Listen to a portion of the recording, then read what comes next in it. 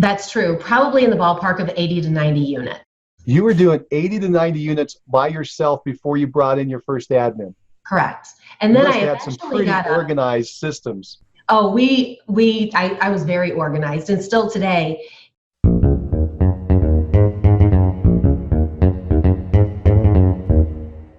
Mastermind Agent is proud to present Success Calls. Top real estate agents from across North America reveal their success secrets, strategies, and systems in up-close and personal interviews. You can find all the calls at www.mastermindagent.com. Hi, I'm Mike Cerrone with Mastermind Agent, and welcome to Success Calls. This month's top agent is Tammy Hines with Tammy Mitchell Hines and Company in Columbia, Illinois. Last year, she closed 357 transactions with a total sales volume of $66 million. Her average sales price was $186,000, of which 42% were buyers and 58% were sellers. She has a 12-member team. Welcome to the call, Tammy. Hey, thanks, Mike. Glad to be here. Thanks for inviting me. Tammy, it's great to have you here. Excited to talk about your business today. Before we talk about what you're doing now, though, let's go back for a minute and talk about what you did before you got into real estate. Well, that was sort of a lifetime ago, but I was a television reporter and weather girl. That's what I went to school for. And I found that it just was not my thing. I loved the job of it, but I did not like the behind the scenes ethical dilemmas that I was faced with, because here's the story, but the news director wants to put a little twist to it. So that wasn't my thing. So I got into real estate. My dad owned a real estate company, said, come back home, get your real estate license, find out what you like to see if, basically do that to make money so that you're not living at home, and then go back to school and find out what you want to do. And I just fell in love with real estate. Had no idea, even though he had been in it, it never occurred to me that I might like it. That's wild. So you grew up around it, but it didn't click until you actually jumped in. Exactly. And so his advice to me was, watch the other agents in the office and do just the opposite. So the first year I closed like 45 transactions. I was rookie of the year. I think back in the day that was about $4 million in production. And I went from a job making $15,000 a year to making $45,000 a year. And I was just in love. That is awesome. 45 closings your first year. What were you doing to make that happen?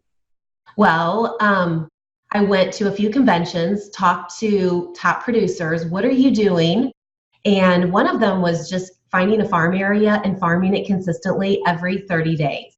So it didn't matter. I'd be out. If it was snowing and it was day 30, I was walking in the snow, hanging them on the doors. And of course, back then you could get by with like photocopying. I made up recipes and then I'd photocopy them and I'd put a pencil in the bag, just really simple, inexpensive things. But I hit those same groups of people for 3 different neighborhoods every 30 days. And so it didn't cost me a lot, but I was able to do it. Then I decided I'm going to get postcards that are fancier, and I'm going to get advertisers to go on those postcards to help pay for them. And then instead of having photocopied recipes, I had really nice recipe cards. And so I did that. I did open houses almost every weekend. I didn't have the listings necessarily in the beginning, but other agents would allow me to have their house open. And it wasn't that I sold the house from the house that I was hosting. I got buyers, and getting buyers was huge. And I got them in my pipeline, and I did not let them go. Back in the day, we didn't have email, so I couldn't just email them the new listings. So I'd print out everything they were looking for every 2 weeks, and I'd mail it with a little note, handwrite the envelope and all of that. So just, really simple things, but it was the consistency, I think, at which I was doing them. First, a quick word from our sponsor, RealG TV, Real Estate Agent Lead Generation Television. Need more referrals? Get a free script and simple 3-part plan used by a top agent to receive and close 74 referral transactions in 1 year. Just go to freereferralscript.com. That's freereferralscript.com. Now, back to the show. Wow, that is great. And what was interesting to me is that you jumped in on the listing side, the seller side right away. How did you know to do that? Well, I don't know that I knew. I think I was just dumb and I thought anything that I can do that will get me clients is great. It took me 4 months though to sell my first house, even though I did open houses every weekend. The other thing I did is the office wouldn't open until 11 on a Sunday, but I would go in at 9 o'clock, open up, and if there were people driving around who wanted to stop by early, then they could. But I think it was just the consistency and working probably 70 hours a week in the beginning, just finding that farm base and doing some research on what neighborhoods sell, where they turn over a lot. And so I probably worked 70 hours a week in the very beginning, but then that just caused me to be able to work 70 hours a week, not necessarily all prospecting, but showing and doing all the other things that have to go along with it. So you sold 45 homes your first year. What happened the second year? Well, it went up, but I honestly don't know. I have no idea what my numbers were the second year. I just know they were better. And at that point, I wanted an assistant, but the person I wanted, I kept saying, I can't afford you. I can't afford you. But on year 4, I finally decided I can't afford not to hire you. And so that was probably about 8 million. And then I went from 8 million to 13 million after I hired my first assistant. Wow. So you almost doubled with the first administrative assistant. Correct. It was amazing. And she was amazing. Although I have to say I had the systems in place. So I had set those systems up because even doing 8 million on your own, if you don't have systems in place, you're not going to be very successful because you're going to have a mess and people aren't going to be happy. But I had the system. So when she came in, she was able to take those systems and give me the freedom then to go out and work more buyers and take more time with those buyers. The 8 million that you were able to do on your own, what volume was that? Because 8 million means a lot of different things where you are in the country. What kind of units? That's true. Probably in the ballpark of 80 to 90 units. You were doing 80 to 90 units by yourself before you brought in your first admin. Correct. And then I had some pretty organized systems. Oh, I was very organized, and still today, it's hard for my team because they think that this is what they'll say. You're like some superhero who says, I'm going to jump off this building and fly. Well, you can fly, but nobody else can just fly like that. But I think it comes down to having those systems and following those systems for everything, treating everybody the same, doing the same thing with everyone. And of course, there may be things that we have to do differently to accommodate someone. But for the most part, it's just doing the same thing over and over and always looking out for the client's best interest. Looking back on it, you didn't bring in your first assistant until your 4th year, but you were very productive right off the bat. Do you think that you should have brought in an assistant earlier? And if so, at what point? That's a really hard question. Probably around 6 million, I could have brought her in, but I also wanted to be financially secure or stable where if we had a bad year or there were a few bad months that I didn't have to worry about laying her off. So it was really important for me to be in a situation where if I didn't bring in enough that I was still able to cover her salary. So I guess for me, I could have brought her in earlier, but it was more comfortable to wait until I was at 8 million. And then the light bulb also went off where it said, hey, I can't afford not to have you. So maybe somewhere in between there might have been better. And those were the early days of team formations, and we're kind of going by the seat of our pants. And so today, an agent it'll be a little easier because there's a lot of transaction management that you can farm out on a per unit basis. And Right. I don't think you had that back then. Is that true? That is true. We did hire eventually a virtual assistant. That was a little challenging for us though, because I'm kind of hands-on. And not having somebody there every day and having to email it was just difficult for me. Not to say it wouldn't work for other people. I'm sure it does. And other people are very successful at it. But for me, it was more of I need somebody in the office. So I think it really depends too on how many units you're doing, because 8 million when you're only selling 8 houses a year may not be as important as when you're selling 40 houses a year or 80 houses a year. Sure, that makes complete sense. Well, let's do this. Let's move forward to today. How long have you been in real estate now? Oh, to 95. So what would that be? 20 some odd years, like 23, 24, I don't know. 25? I think you're 24. Wow. Right. That's right. fantastic. So 24 years, so you're a veteran for sure. And tell us about last year. How many homes did you sell last year, and what was your sales volume? Oh, goodness. I should have that. I have that right here. I should know that. Last year, 357 houses. And that was, for our market, was 66 million, just a little bit over 66 million. That is awesome. And do you recall what your GCI was? I'll look over here. 1.4 million. I don't know. I am not really good at remembering those kind of numbers, so I had them written down. That is awesome. Now, and I asked you earlier, so everybody knows I asked you earlier to pull some stats, so thank you for doing that. Correct. And so could you tell us what your best year was, what the year was, the units and the volume? So our best year, I apologize for having to look to the side, was 382 units, which was 2016. And that was right at 64 million. It was the highest on units, but not on volume. So it went back and forth between 16 and 17. Well, 2 fantastic years. That's pretty exciting. Yeah. And I assume you've been able to do that because you brought in a team, and we'll talk about your team later and the dynamics of the team. Very, very nice. Now, in your career, I think I asked you to go back. Did you have a chance to look at what your total units or total volume was over your career? All we have for our marketing is it's over $500 million. So it's somewhere between $500 million and $1 billion. There we go. Hard to say. Yeah. That's a big number. I don't know exactly where it is. I have somebody who could have told me that if I would have gone back and gotten an exact, but I don't have that. That is awesome. Let me say it this way. We were at $500 million probably 2 years ago. So anyway.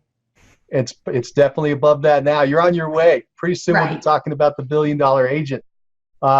When we talked earlier, we went back and forth with some information before the call, and you mentioned something that was interesting to me. You said that the price doesn't matter. What do you mean by that? So when my dad was training me, he said, Tammy, don't worry about the price of the house, because we have some markets where a house might be $40,000. He said, don't worry about the price. If you take care of the people, the money will be there. So I have always believed, take care of the people, and who cares? You know what? We may work really hard on a $40,000 sale, but we may not work nearly as hard on a $300,000 sale. So it all works out at the end of the day, and I think people really appreciate that. And it makes me feel good too. I love, and actually the people buying those $40,000 houses are so appreciative and so kind that it just makes your heart feel good. Absolutely. And from a business perspective, you don't know where that's going to lead. They may know somebody who lives in a $3 million house. Absolutely. And we don't have $3 million homes here, unfortunately. But I always say, plant that tree, that seed, and the trees and the roots will grow from that. So exactly, same thing. Yes. Very good. One of the other things that you had mentioned that we should talk about is saving for a rainy day. What's that all about? So I like to have at least 6 months worth of bills in my business checking account, so that, look back at 2008 and 9 and 10. During that time, because we had the money put aside, we were able to continue on the marketing and push forward on marketing when a lot of people were pulling back. So it makes me feel good to have at least 6 months worth of bills for the business in the business checking account. And that's smart. And it probably took a little while to build that up. You had to sacrifice a bit to have that. Why is it not a year? Why is 6 months? What's the magic about 6 months? It's just a number that happened. It just was a number that was easy for me, and it made sense. And the number in my checkbook, I can always keep it close to that. So, and I watch those numbers every month. I pay my own bills. And when I pay my own bills, I realize, you know what? Are we even using that much anymore? Is it worth it? So I'm always I look at the budget portion of it all the time. Well, it sounds like you're also cutting out things that you don't think are successful or that aren't working. Right. Or we add on to those that have been successful. Go ahead. How often are you reviewing your profit and loss, your P&L? The P&L portion of it, probably once every 3 months. So once a quarter? Yeah. Okay. I don't have an exact date, but my brain just kind of tells me about, hey, I need to look at that now. Very good. Are you doing your own accounting, or do you have somebody else do that? Well, I do my own QuickBooks is how I keep track of everything, but we have an accountant who does everything. Towards the end of the year, I have a meeting with him because I want to make sure that I don't have a penalty, because some years we make more and we need to pay in more by the end of the year, so I don't have a penalty. So we always do an end of year accounting meeting, and then of course then we meet in the early in the year, and then he does my taxes. Taxes are kind of an interesting thing, and especially in our business, we don't have somebody else withholding it, so we often make some mistakes, especially early on. Did you make mistakes early on with withholding on your taxes? I did make mistakes on withholding, but I did make a huge mistake that I didn't realize until I went to, I believe, one of Chris Bird's conferences, and he had said that you need to form a corporation or an LLC, because when you get to a certain point of income, you don't have to pay Social Security, I believe it is. I think it's Social Security tax on any number. Back in the day, I think it was over 92,000. That number is higher now. But I was making like $300,000 or $400,000 and paying Social Security on all of that, which was, I think, 3% or so at the time. That was a lot of extra money I wasted. So, of course, I got rid of my accountant at that point and got a new one, because my accountant should have told me that. Chris Bird didn't need to tell me that, but thankfully he did. Yeah, so, Chris is awesome. He gave us so much great info over the years, and still is. He's still doling out great info and great ideas. Absolutely. Yeah, he saved a lot of realtors a lot of money. Very good. Well, let's do this. Let's talk about where you're at. So where is Columbia, Illinois? Columbia is about 20 minutes outside of St. Louis. So we're on the Illinois side. And so we're kind of like just this little suburb of St. Louis. Very nice. And what's your, tell us a little bit about your market. So we're looking for things like, what's your average price, type of homes that you're selling, the days on the market, and if prices are going up, down, or flat. Okay, so I just looked at numbers this morning to see where we ranked, which right now we're number 3 in our board of realtors. I realized our average sales price went from, I think, 184 it was last year, or 187 up to 200. So we're like, yay. Our house values. So I'm in Columbia, but I don't work just Columbia. I work I work 3 counties, 4 counties. And, but in my immediate area where I live and where our first office is, I would say average sales price is about $250, $275. And our average days on market are, well, if it's in a hot area, it's going to be sold within a week. But otherwise, if it's overpriced, it will be on the market for probably 3 months. The more expensive homes, like over 450, those are on the market maybe 6 months. They're really tough to sell right now. Do you see your market speeding up, slowing down? What's happening? We see it speed up every March, April, May, and June. And then it's been fairly flat for the last 2 years during the fall and winter. Not that it's bad, it's just pretty flat. Now, you mentioned you're working in multiple counties. Mm-hmm. You also said you're in Illinois, but you're close to the border in St. Louis there, right, in Missouri. Do you have licenses in 2 states or just the one? I don't. I just have it in Illinois, and all of my realtors in my office are just Illinois licensed. And part of that is, it's just, I want to know one market, and I want to know it really, really well.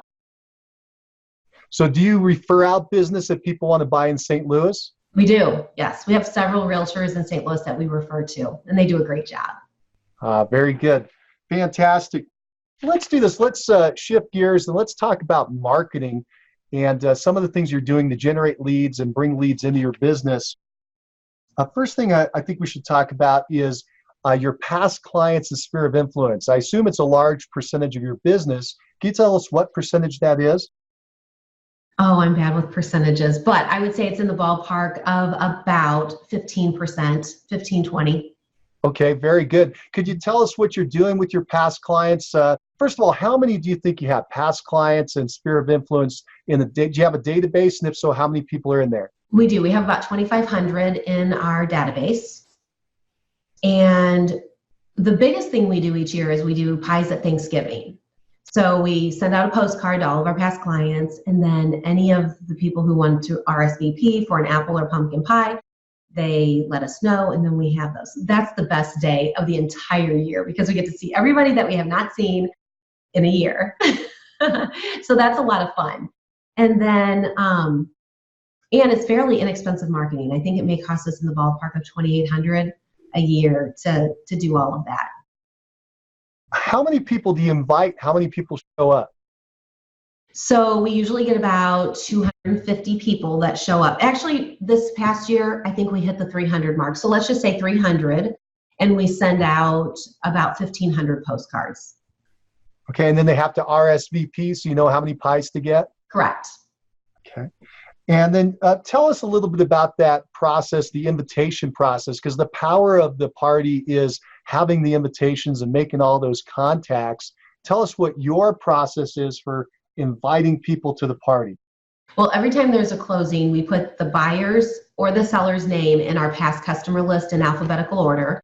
And then we just print off that list for pies with labels. And then they give them to me. I take everybody off that I don't, either some of them have passed away and we forgot to take them off, but I'll know that. So I usually take them off. Or if they're out of state. Now, I probably should be mailing them to the out of state people too, just so they remember me, but I don't. So I'm not perfect. So anyway, I go through the list and then we put them on the postcards, we stamp them and we mail them. And then they start calling in. And we have to keep very good track of who's calling in. Do you want pumpkin or apple? Get the name, get the spelling of the name. And then we usually order about 15 extra pies of each pumpkin and apple because there are people who come in who forgot to RSVP. And we don't want to turn them away. Right. So you sending out a postcard, how soon before the event do you send out the postcard?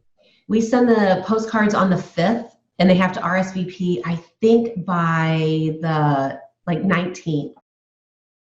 Okay, so that's like November 5th? Say that one more time, I'm sorry? Yeah, is that November 5th?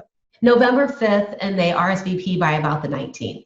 And Sam's only needs like a day's notice typically. But so we usually about try to 3 give weeks out? It's about 3 weeks before that you send that postcard? Right. Do you just send the one postcard or did you any other promotion to let people know? Okay, so I don't do the marketing side of it, but I believe we put something on Facebook about it. I could be wrong. But no, we don't mail anything else. That's it. So it's just the postcard, they RSVP, maybe you got something on Facebook, they're contacting you, you're tracking it, ordering it, and then you go to the event and you meet and greet. So is it happening all throughout the day or do you have a certain number of hours they need to come through? So we used to do it on Wednesday before Thanksgiving, but then what would happen is we were stuck with so many extra pies because people forgot to come by. So now we do it on Tuesday so that we can call the people and say, hey, I think you forgot your pie, come on by. But we usually do it from like 9 until 6, I believe. So it's all day long. Right. But you mentioned it's a great promotion. You're making a lot of contacts and reconnects with people. Right. Are you getting business out of this? You know what? I'm so bad about tracking sometimes. I can't tell you for sure that we do, but I know that those people still do come back to resell their house or to buy a new one, or their kids do. So nobody ever says, I referred so-and-so because you gave me a pie. But I think it's just being there in front of the public and being out there that gets us the business that we get. Very good. Let's do this. Let's talk. Let's expand this a little bit and talk about all the marketing you do throughout the year with your past clients and sphere of influence. So you've got the Pie Day event that's happening in November. What else are you doing throughout the year? Could you give us kind of your annual marketing plan for past clients and sphere of influence? Well, we do at Easter. A lot of times we will do an Easter Bunny event, pictures with the Easter Bunny. But that's also for the public. It's not just for past customers. We have the moving truck that all of our past customers can use to move for free. So even if they sold with us and now their kids needing it to go off to college, they can use it. We do, this is not past clients though, but this is just another little event, but we'll go to the daycares with Santa and the little elf. But other than that, I think for past clients, that's really all we're doing. We used to do a newspaper that was sent to all the past clients. We've gotten away from that, and I think we need to get back into being able to market to our past clients. That really was important. Was that? I'm very honest. If I'm not doing something I should, sometimes this is also self-discovery, and I'm thinking, wow, we need to be back to doing more for our past customers. This is fantastic. And I appreciate the honesty because we want to know what you're actually doing, not what you think about doing or Right. what you forgot to do. But so thank you for letting us know. You're getting a pretty good amount of business, about 15%. I think you said 15, 20. So that's maybe 50, 60 transactions a year. Right. And I'm only really hearing one event, right? One contact. So Right. are you But we're doing in the any other community. mail outs or phone calls or anything else to your past clients? No. Now, our buyer agent, I should say this, I don't, but our buyer agents do have a plan after they close with a buyer. They're supposed to be following up every, I think, 3 months. And how many people do you have as past clients in the database? Right at 2,500. That's past clients, just past clients? Right. Wow. Okay. Yeah, I think I'm just kind of doing a little step aside here. You should be getting a lot more business out of that. We should. You're right. So So I need to ramp it up. You're right, we do. You're already doing an amazing amount of business. It just, I was expecting a much higher percentage from past clients. So, Right. And I hear from people all the time, you know, when I listen to a podcast or whatever it is that I'm listening to, where their number is so much higher than ours. So I've always thought, why is my number so much lower? But maybe I just need to really look into that and do something more. my guess from what you told me just now is just a little more contact. Get in front of people once a month somehow, kind of like you were doing with your farm in the early days, right? The 30 Right, days. exactly. Go back to the basics. Go back to the basics. Absolutely. I say that all the time. We sometimes just need to get back to the basics. That's awesome. Wow. So we found a way to grow your business, and it's already huge. I'm going to do that. I'm going to take my note now too. That is cool. That is cool. Well, again, thank you for walking us through that. Now, let me ask you this: when you're doing when you're meeting with your past clients, like the Pi Day event, are you asking for referrals, or are they just kind of happening? Okay, so I don't ask for referrals. I know I should do that too, but I don't. I just meet with them and like love on them. You know, how are you? Asking about the family and things like that. I will tell you though too, because I don't personally work with buyers and sellers anymore, it's getting harder because I don't know the people coming in because they're new to me. I may know their name from watching the paperwork, but I don't know them by face. And that's a little hard. That's good though. You're there and making that happen. I like that event. It's such a great one. It's probably the most popular event, the Pi Day event. Right. And what a good idea. Let's do this. Let's switch gears then and talk about some of the other ways that you're generating business and bringing business in. I think that you mentioned radio ads are working really well for you. Could you tell us a little bit about what you're doing with the radio? Now, a quick word from our sponsor, RealG TV, Real Estate Agent Lead Generation Television, where top agents reveal exactly how they create consistent flows of home buyer and home seller leads into their practices every month. Need more leads? Hit the pause button right now. Open Google and search RealG TV. That's REALG.TV. Now, back to the show. So we are on 3, sometimes 4 different stations. And what we try to do is pick up remnant ads because the remnant ads are a lot less expensive than the regular ones. Now, we don't have control of when they run, but like KMOX is a big AM station where we have the Cardinals and a lot of talk radio. We pick those up for $1 an ad for a 30-second spot. Wow. And we just don't know when they're going to run, but we have them running, I think 1 an hour, but I don't think we have them running during the day. I think they start like at 6 o'clock at night and run till 6 a.m. in the morning. Wow. But I have a ton of people who tell me they heard me on KMOX. And because KMOX is so well known and respected in this area, they think I spend a fortune and I spend $1. That works great. It does. And then we're on other radio stations, and then I record my own commercials. I usually write them and record them. And we have a lot of people who call us from the radio. Wow. So tell us, what are you talking about? You said you're recording your own. What are these ads? What are you doing on the ad? What are you saying? What's happening? So we either focus on the ad on either the buying side or the selling side. Sometimes there will be a Tammy's tip where maybe I'm trying to explain how they can clean the grout in their kitchen between their tile. or it might be regarding a buyer. But we always end everything with buy or sell a house with me, use my moving truck for free, and or we sell a house every 30 hours. And that we sell a house every 30 hours is on a lot of, well, all of our moving trucks, our vehicles that our agents drive, things like that. And that's what people remember. Even our billboards now say selling a house every 30 hours. And I assume that you could use any number if you just did the math. In the old days, did you use a different number, selling a house every 100 hours or every 3 days? Or Well, it used to be 36 hours, and then last year I think it went to 24, but we didn't change our marketing to 24 because I didn't want that pressure Sure. of having to go back and change everything from 24 to, oh, now we're 30 and confuse people. So we just keep it at 30 now.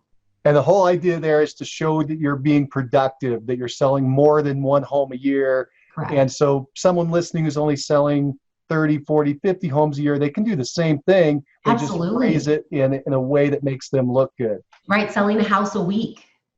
Right? So yeah, that's still, for a lot of people, that's very impressive to the public. And the public has no reference. They don't even know what to compare it to. So it all sounds good, right? Exactly. That's cool. So I like that you're promoting that. I like you're promoting the vehicle. We'll come back to the vehicles and talk about those in a minute, but let's stay on these radio ads.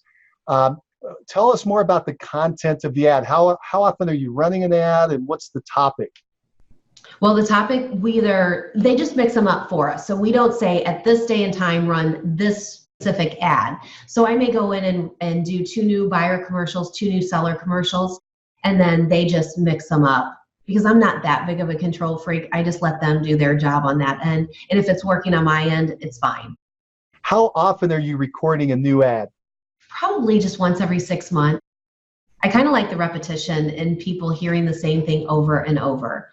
And then on one of the radio stations, we have the host who calls it, we're one of the sponsors for his show. So he calls our name out a lot. Do you get a better response when you do that type of ad where you have one of the radio DJs talking with you? You do. We do, but it's definitely more expensive. I'm sure it is. So what is your call? Well, you mentioned the call to action that they have this opportunity to get a moving vehicle and how many homes you sell. Do you ask them to call? Do you ask them to go to your website? We send them to our website, which is calltammy.com. So it's fairly easy for people to remember. Just go to calltammy.com. That's calltammy.com. That's how it's nice.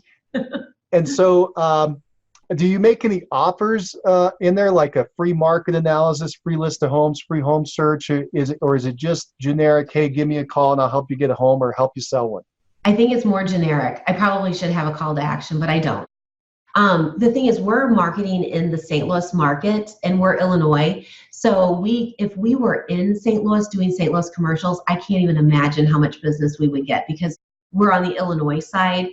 I think we get more diluted, or if we were licensed in both states, it would make so much sense to be licensed, but it's just also a lot more effort. Yeah, that's I really put a lot of effort in right now. You're running radio and it's going out to markets that aren't yours. So I assume you're getting leads in St. Louis. And you mentioned earlier you're referring those out. Is that what's happening when they come in? We see, here's where we may be going wrong too, is we will say that we're in Illinois on the Metro East side. If we didn't say that, then I think we would have the referrals coming in. I think you should do that. Just be very generic. Just leave it generic. It's going out, same cost, get the referrals. Right. Then I'm again, just I like as honest as the day is specialization. long, so I just like to be so clear about things. I appreciate that. This is fantastic.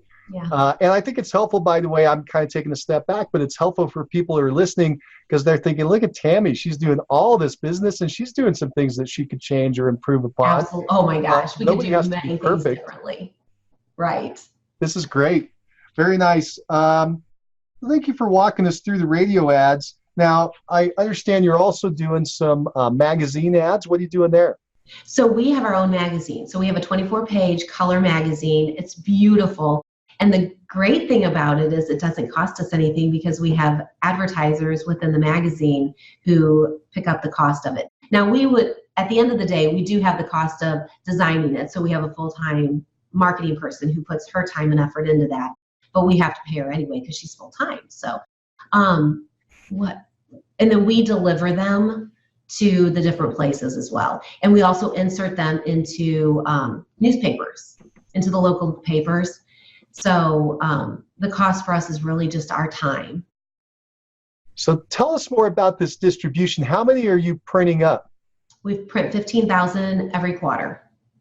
15,000, you're doing this quarterly. So you got 15,000 units. How many people live in your area? How many households? Let's go households. So, households, I don't know. I know that we have in our county about 25,000 people, so probably ballpark, maybe 10,000 households. Right, so you're making enough to go out to all the households with this magazine. Well, that is in just Monroe County, but then we work 4 counties. So we don't hit everybody in our county because we're also hitting we're hitting Madison and St. Clair County as well. And you said you're distributing them how? You're bringing them over to the grocery store and putting them in the racks? Or are you putting them in newspapers? Are you mailing them out? So we have them in grocery stores. Somebody distributes them to the grocery stores because we have to pay for rack space there.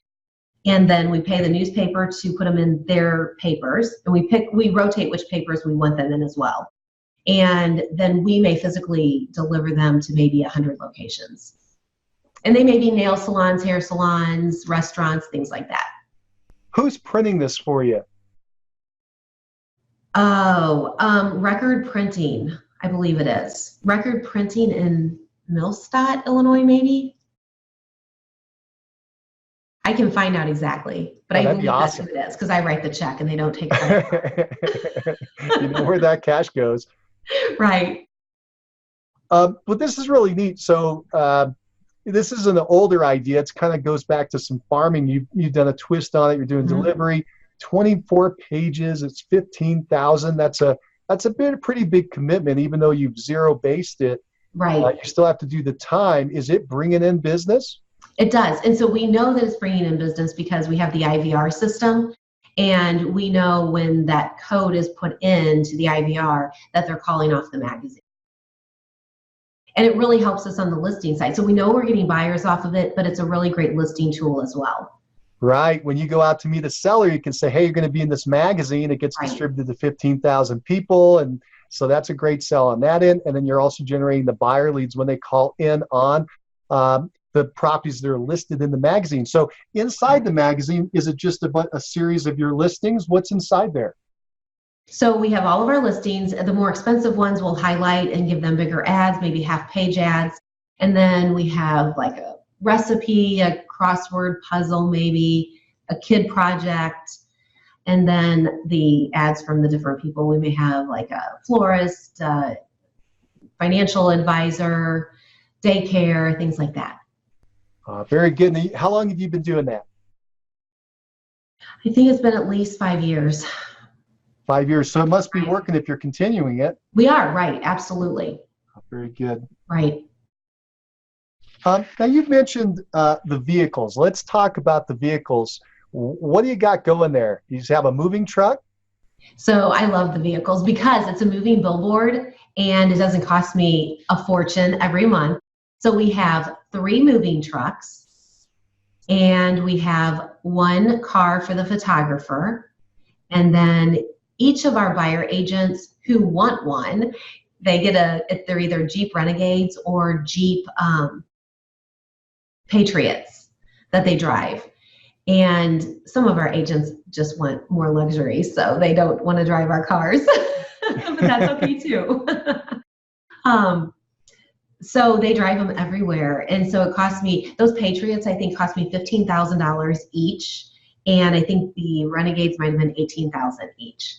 And so I just wait until I have the cash to buy them. I buy it and then I get them wrapped. Or the more recent ones, we've just been putting our logo on and then me on the back of the back window.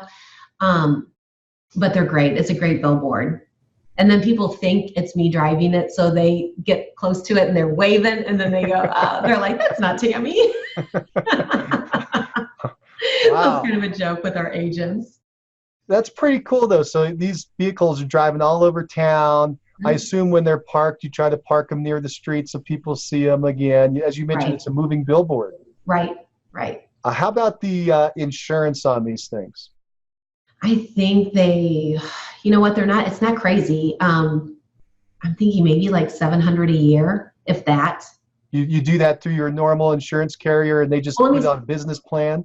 Right. I just have it through, I don't even know what company it's through, but right. It's just through, so the vehicles, the Jeeps are all through just a regular business plan, but the moving trucks are a little more challenging. So those run us about $1,300 a year per moving truck. Okay. And we do have issues. The moving truck is not perfect. It has issues because you have people like we were supposed to have it in the parade this past weekend, and we got there to pick it up and it wasn't there. The person who had it on Tuesday just decided to keep it all the way through Monday.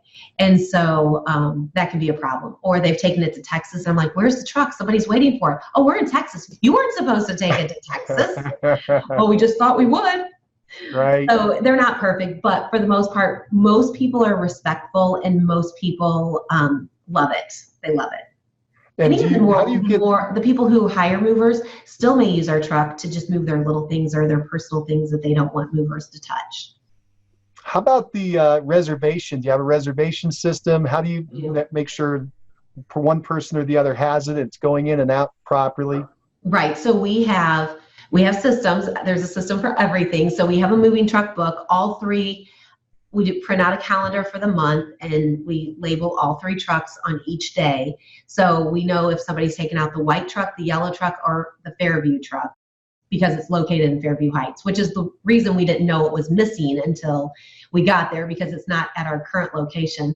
And then we tell them that they can have it for one full day, but we can always put them down for 2 days, but if somebody else needs it, then we're going to call them and ask them which day they want to give up. And that's why we went to 3 trucks, just because the first one was being booked all the time. Then the second one was booked all the time. And then we needed the third. And then they have paperwork that they have to fill out. They have to show us a copy of their insurance card or give us a copy of their insurance card and their driver's license each time, because they could have gotten their driver's license taken away because they got a DUI or something. So that's why every single time we have to get that new paperwork. Smart. And we've had it totaled once. And we were lucky that nobody was hurt. And you have people that run over things in a pop tire, and it's just the cost of doing business, though. But it's worth it. Right. And this is a marketing. It really is, actually. And how long have you been doing vehicles? You like this approach? I assume you've been doing this a while. So we've been doing the moving truck since 2003. That's when we got the first one. And probably about a year or two later, we got a Volkswagen Bug. And then that thing got retired quite a few years ago. And then, so really since 2003 was the first time we got the vehicle. 16 years. It must be working. Right. Must be spreading the word there and getting it out. Real fast then on the wrap. What's on the wrap? Is it just the name of the team? Does it have your picture on it? What's going on there? So everything, unfortunately, has my picture on it. I wish it didn't, but it does. And it's how people remember me. But it also makes it so I can't get a new hairstyle or a new color, things like that. So the older ones, and the moving truck has a big picture of me, maybe 4.5 foot, 5 foot tall. And they all look the same. So it's the same picture on every vehicle. And gosh, it's just there's house stuff over it. I don't know if I have it on my website or not. I can always get you pictures of them too. But now the newer ones, like the black Renegades, have silver Tammy Mitchell Hines and Company logos on the sides. I think calltammy.com maybe on the front, and then a picture of me and what we usually put on a billboard on the back window. Very nice. Very nice. Tell us, let's switch gears again now. Let's talk about the team. Could you tell us about the team? Could you tell us let's start with the structure. And what we're looking for is kind of an organizational chart with titles and responsibilities, how many people in each position, so we can kind of get a big picture view. Okay, so we have my listing partner who takes all the listings. Doesn't matter what county, she does all the listings. And she has her responsibilities that go along with that. She does have Sarah, who is wonderful at taking care of all of those sellers for Jane. So when somebody calls in, if Jane's at an appointment, then Sarah can also take over, and it's on her voicemail. Hey, call Sarah if you need to. She's an office assistant and she's amazing, but she also helps Jane. And then we have the 5 buyer agents, and they only work with buyers, or 6 buyer agents, and they only work with buyers. And then they have a buyer agent coordinator as well, who takes care of the buyer stuff. So everybody has their own responsibilities. And then we have our photographer, full-time photographer, who does photography but also assists with the marketing. We have a full-time marketing person. And what else? I think that's it. Great. And then you have an office manager? So that would also be Sarah, who's helps Jane out. Sarah, if you need anything, you just go to Sarah. Sarah's got it. She's awesome. Got it covered. Yeah. Very nice. And what do you do with the team now? What's your responsibility? So I do the training. We have meetings every Wednesday. I make sure the financials are taken care of. I work with the marketing department. And then I have to be out in the public too. So it's busy. You're the face of the brand, right? Right. But I'll tell you, I really miss working with the buyers and the sellers. That's what I really loved to do. But now that I have a family, because we waited 10 years, we were married 10 years before we had our first child, and then 15 for our second child. So now I have a 12-year-old and a 7-year-old. So to have a better family life, because real estate's hard on a family life, not working buyers and sellers makes that life much easier. How long have you been out of production? Well, every once in a while I have to go back in if something happens with my listing partner, but I haven't done listings in at least 3 years. And when I did, I had only done it for a year because I had a listing partner before that. And I haven't worked with buyers since 2007. Wow. Okay. Yeah. So you've moved to kind of a 5th or 6th level business where it's kind of running without you. You're still touching it and being part of it. Right. Sounds like if you chose to, though, you could hire a CEO and you could completely step out and have a 7th level business. Does that sound correct?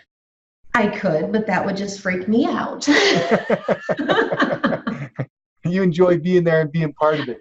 I do, actually. I do. I don't know what I would do if I wasn't at work. So, yeah. You have with your agents, let's talk about your agents for a minute. You've got buyer agents specifically working with buyers, and you have a listing agent specifically working with sellers.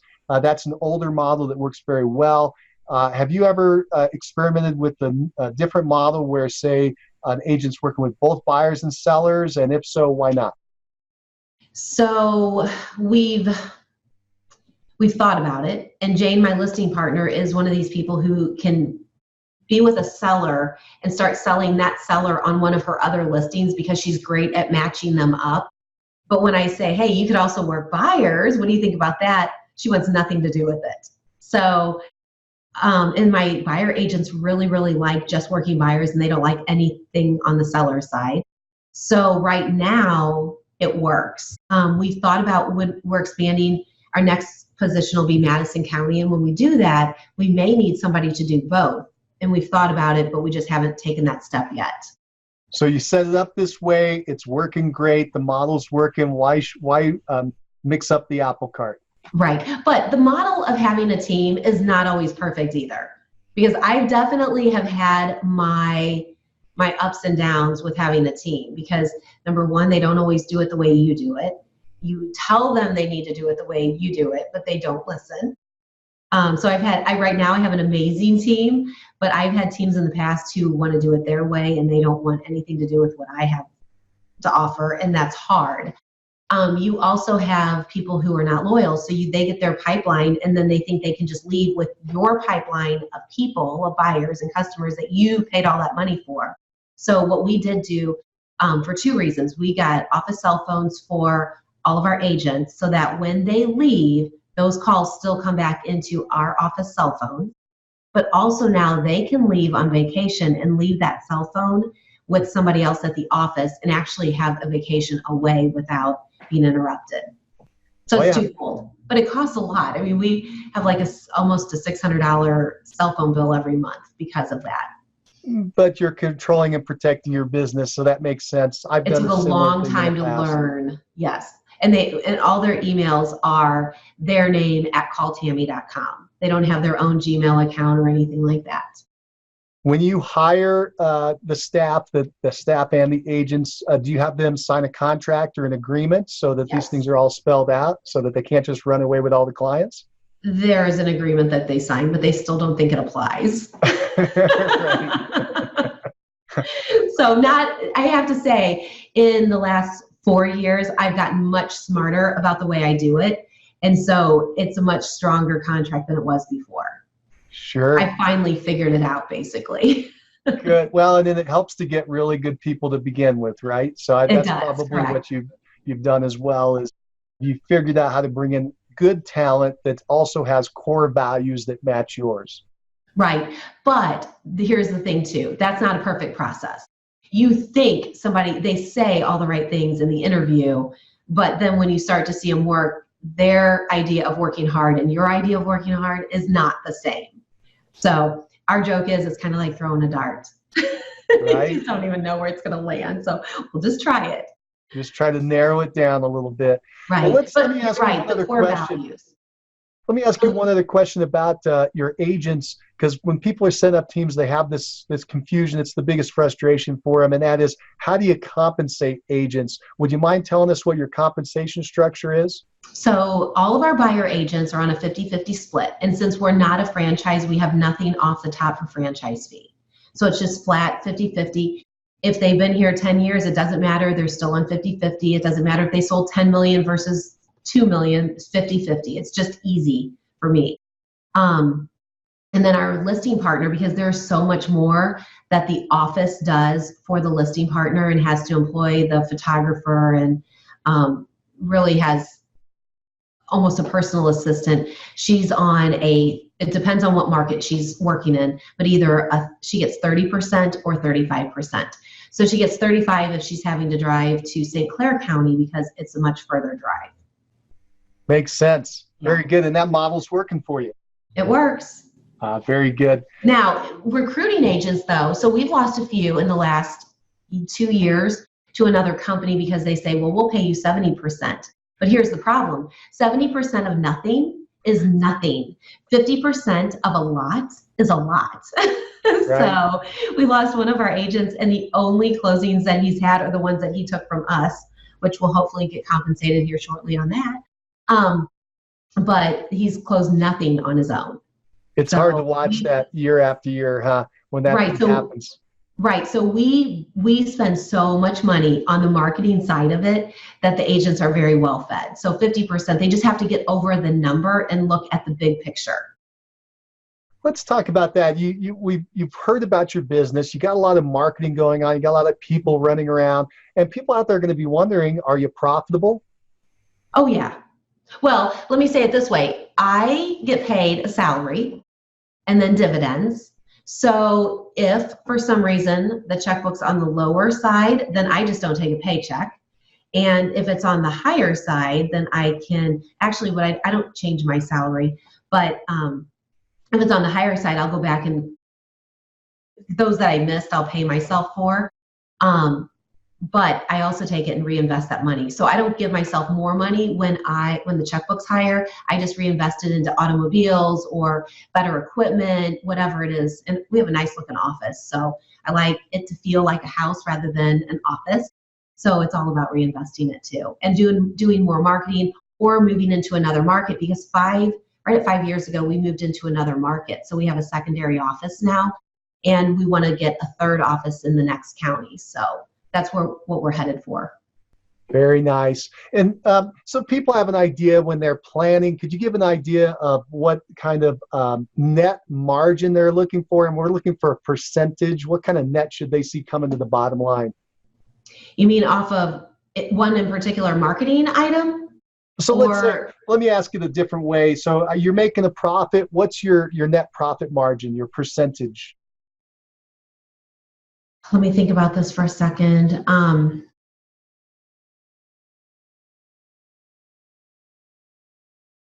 think it's right at 30%. That's pretty good. That's pretty good, especially with such a big group. Right. And that's taking into account my salary. That includes your salary? Right. Okay, good. Thank you for so. letting us know that. Maybe it's actually it might be a little bit more. It might be more like 35 then, if it includes my salary. And I'm guessing that number is a little higher than what I normally hear because you're getting a lot of co-op marketing. You're having other companies come in and help with some of the marketing. Right. And I'm pretty lean in the way I run it. I'm pretty lean. Like I'm always looking at numbers. Let's talk about some of that co-branding real fast, just for 1 minute. How are you getting people to help you out with the marketing? Who are they, and how'd you put that together? So we have some builders that want to advertise in our magazine, because the thing is, we don't charge them a lot of money. So a business card size ad to get out to 15,000 different people is only $100, right? $102, I think it is, for those 3 months.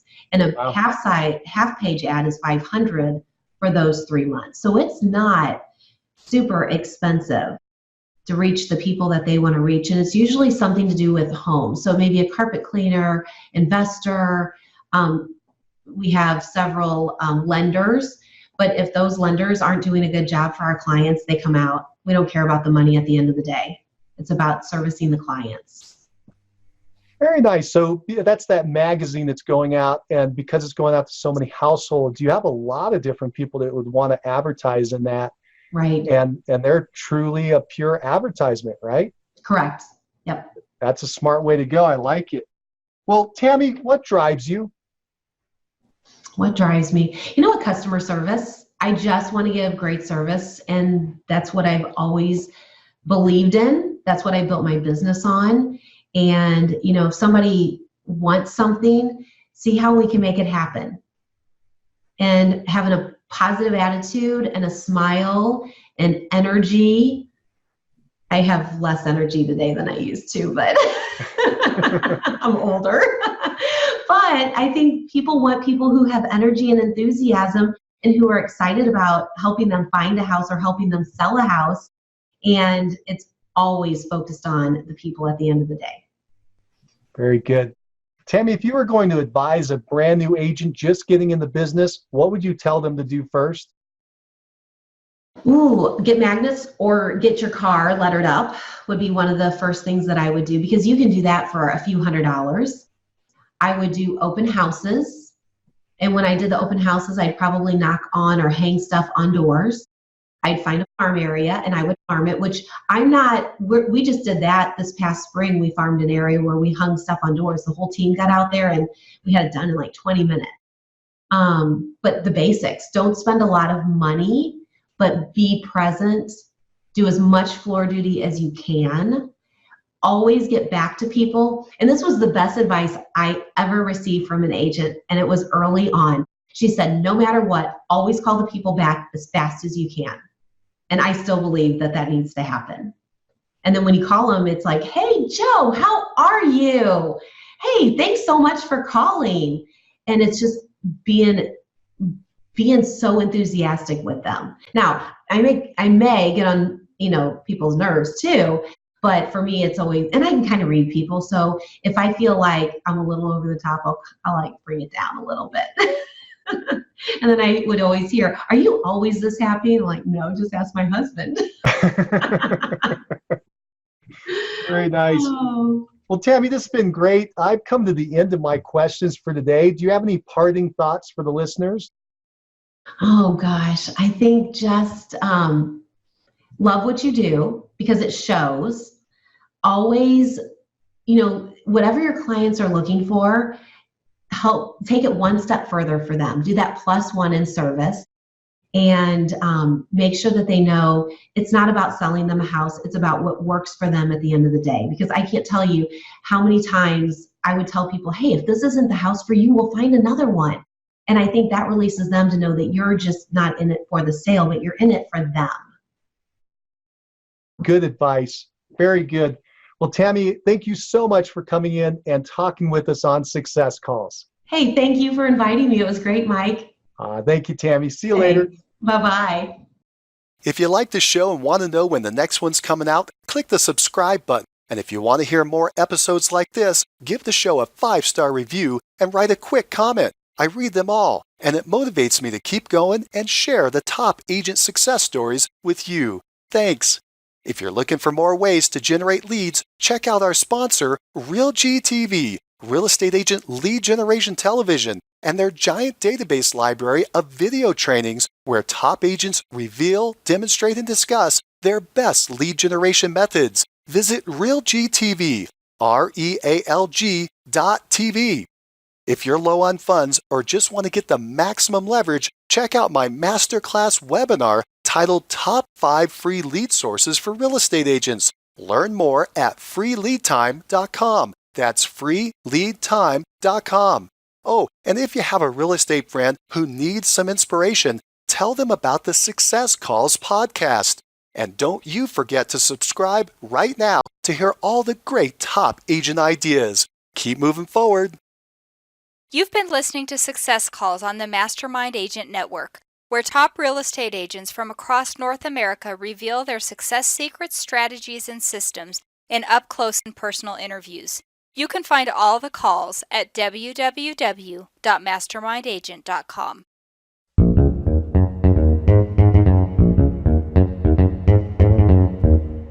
Bye.